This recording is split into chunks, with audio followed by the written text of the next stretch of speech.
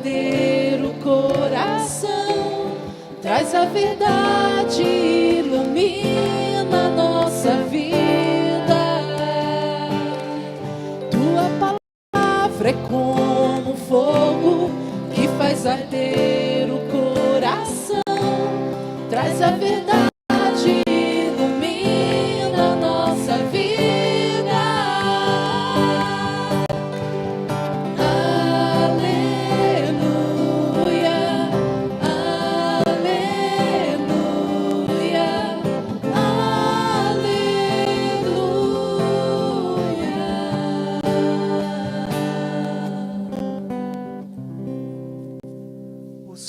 Esteja convosco. Ele está no meio de nós. Proclamação do Evangelho de Jesus Cristo, segundo João. Glória a vós, Senhor.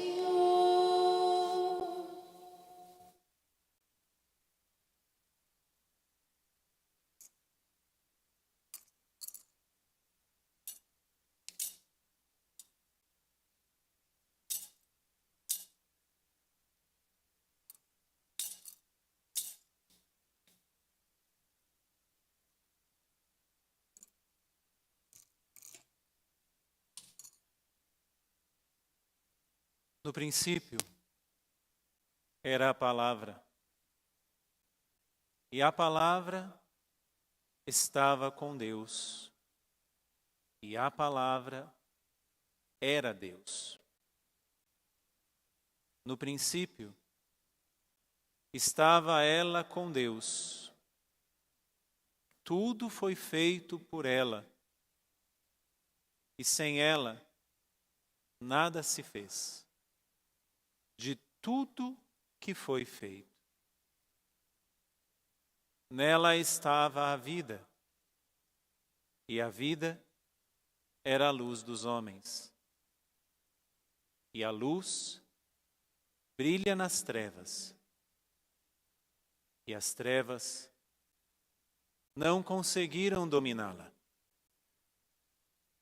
Surgiu um homem, enviado por Deus. Seu nome era João. Ele veio como testemunha, para dar testemunho da luz, para que todos chegassem à fé por meio dele. Ele não era a luz, mas veio para dar testemunho da luz, daquele que era a luz de verdade, que vindo ao mundo ilumina todo ser humano. A palavra estava no mundo, e o mundo foi feito por meio dela. Mas o mundo não quis conhecê-la. Veio para o que era seu, e os seus não a acolheram.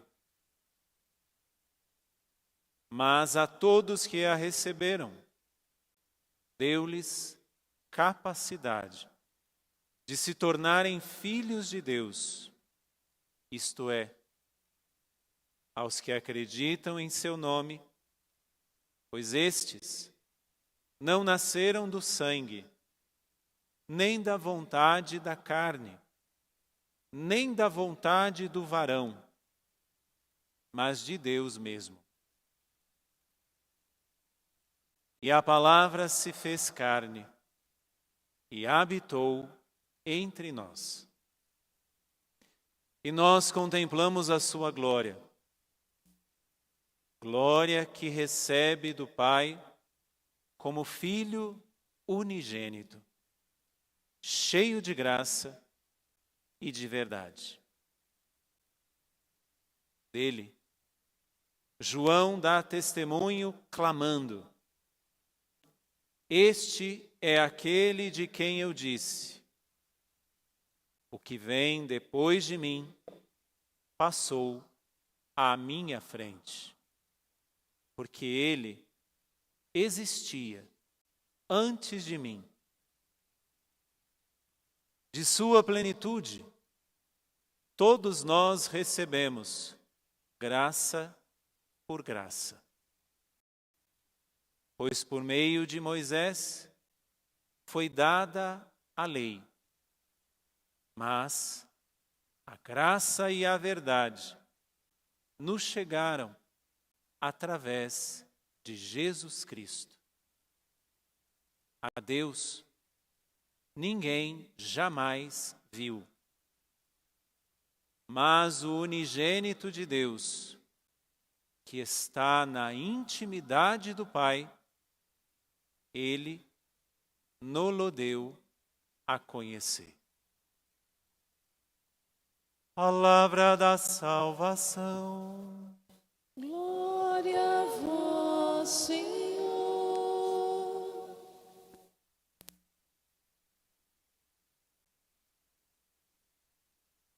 Meus irmãos, minhas irmãs, Feliz Natal. A você que está aqui, a você que nos acompanha também nesta transmissão, ou que vai ouvir esta homilia, esta celebração em outro momento, porque fica ali registrado nas nossas redes sociais. Eu fiz questão de ler este evangelho de forma bem pausada, não que dos outros evangelhos a gente faz de qualquer maneira, mas porque este evangelho, ele narra uma nova criação. Só a título de conhecimento, a Bíblia começa dizendo, lá no Gênesis, Bereshit Elohim, que significa, no início, Deus criou. O Evangelho de João começa da mesma maneira. No princípio, inarché, no início, Deus era, a palavra era. Para dizer que, seja o livro do Gênesis, seja o Evangelho de João, nos mostra a verdade de Deus, que não desiste de nós. Ele nos criou primeiro, lá no início. Ontem, na ceia com a minha família, a coitada da Eva foi mal falada. Porque, se não fosse a Eva, aí eu tive que intervir num determinado momento que uma pessoa falou, mas a culpada não é a Eva, foi a serpente, mas a praga é a serpente. A Eva foi. Aí a pergunta é, onde é que estava Adão? Por que não fez alguma coisa aquele também? Mas aí depois continuou a janta, a ceia e aí mudamos de assunto. O que é celebrar este momento que nós estamos vivendo? Este dia. Eu vim de casa hoje de manhã porque eu dormi lá na minha mãe. O mundo continua vivendo da mesma maneira. Um pouco menos de carro. Mas os bêbados, os irmãos de rua, as confusões, tudo vai da mesma forma. E ninguém se dá conta do que realmente está acontecendo. Ou do que realmente deu-se início naquele dia. Quando nós voltamos o nosso olhar para o presépio que está ali no fundo, que desde ontem à noite está lá o menino Jesus, a primeira coisa que deveria nascer no nosso coração é um sentimento profundo de proximidade de Deus. Foi Ele que se fez próximo. Quer uma prova? Eu vou falar uma coisa e você vai responder. Mas pensa no que você vai responder. O Senhor esteja convosco. Nós respondemos isso 2 vezes na missa. E hoje eu fiz questão de começar a missa, depois do nome do Pai, dizendo o Senhor esteja convosco, para dizer 3. Essa proximidade de Deus que afasta de nós uma das coisas mais prejudiciais para nós, a solidão. Todos nós passamos por momentos de solidão. E a solidão é algo extremamente mais prejudicial do que qualquer outra coisa que nós possamos viver. No mundo, mês passado, chegamos ao número de 8 bilhões de pessoas. E o ser humano nunca se sentiu tão sozinho. Mas o que celebramos nesse dia, um Deus que sai da sua condição divina e assume a natureza humana. E ao assumir a natureza humana, não está somente próximo de nós espiritualmente, mas está próximo de nós fisicamente. Eu gosto tanto dessa imagem de dizer que ao recebermos a Eucaristia, nós recebemos o abraço físico de Deus. Como é bom receber um abraço de quem nós amamos ou de quem nos ama. Como é bom estar do lado, sentir o cheiro de casa, sentir o cheiro, não o perfume, que todos nós passamos perfume, eu espero. Mas aquele cheiro que só você tem, o seu cheiro é exclusivo seu. Não sei se é bom ou se é ruim, mas quem te ama gosta desse cheiro. Não tem um cheiro melhor do que o cheiro da minha mãe. Não tem um cheiro melhor do que o cheiro da casa da minha mãe. Não tem um cheiro melhor do que o cheiro da nossa casa. Quando vamos em qualquer outra casa, nós temos isso. Por quê? Essa proximidade que nos faz sentir cheiro, que nos faz nos faz ouvir a voz, que nos faz nos sentirmos abraçados. É esta proximidade que expulsa o que é mais prejudicial para mim e para você, a solidão. E ao olharmos o presépio, é a primeira coisa que deveria nos tomar consciência. A proximidade que expulsa toda a solidão. Porque não é uma proximidade apenas ao lado, é uma proximidade dentro. Ao recebermos o abraço físico de Deus, não recebemos um abraço fora, mas recebemos um abraço dentro. É de dentro que Deus nos abraça, fisicamente. Por isso que Ele quis se esconder num pedaço de pão e num pouquinho de vinho. É por isso que ao olharmos para o presépio, vemos apenas uma criança, mas essa criança que andou sobre as águas, essa criança que multiplicou pães, essa criança que se fez pão para alimentar a mim e a você. Não alimentar somente no sentido de nos sentirmos saciados, mas alimentar o que é mais prejudicial para nós e assim matar a fome de presença. Ao olharmos ainda para o presépio, ao ver ali uma criança, deveríamos nos sentir compreendidos. Quantos de nós nos sentimos maus? E aí aqui eu falo para casais, eu falo para mãe e filho, pai e filho, eu falo para irmãos. Como é difícil quando nós queremos nos expressar e o outro não entende. Já viveu uma experiência dessa? Não existe uma coisa pior do que isso. Vamos dizer para os casais, quando tem as famosas DRs, não tem coisa pior do que o marido falar para a esposa A e ela entender B, ou ao contrário, ela falar B e ele entender C. Não tem coisa pior do que quando você quer expressar-se e você não é compreendido. Quando nós olhamos para o presépio e vemos um Deus que é o Todo-Poderoso, que tudo tem conhecimento, se encarnar e se fazer um conosco, nós podemos dizer: eu sou compreendido.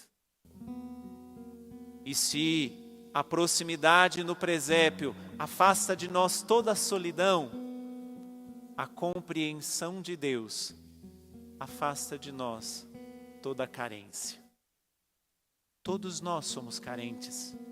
E deixa eu te dizer uma coisa, porque ainda não tomamos conhecimento que somos compreendidos por Deus. Todos os buracos interiores que temos, todos os vazios interiores que temos, só continuam aí e às vezes crescendo cada vez mais, porque não tomamos conhecimento, não tomamos consciência de que por Deus, só por Deus, nós somos compreendidos. Só isso já nos faria pensar: para que eu vou ficar milindrando pelos cantos da minha vida? Para que eu vou ficar choramingando por aí? Eu sou compreendido por Deus.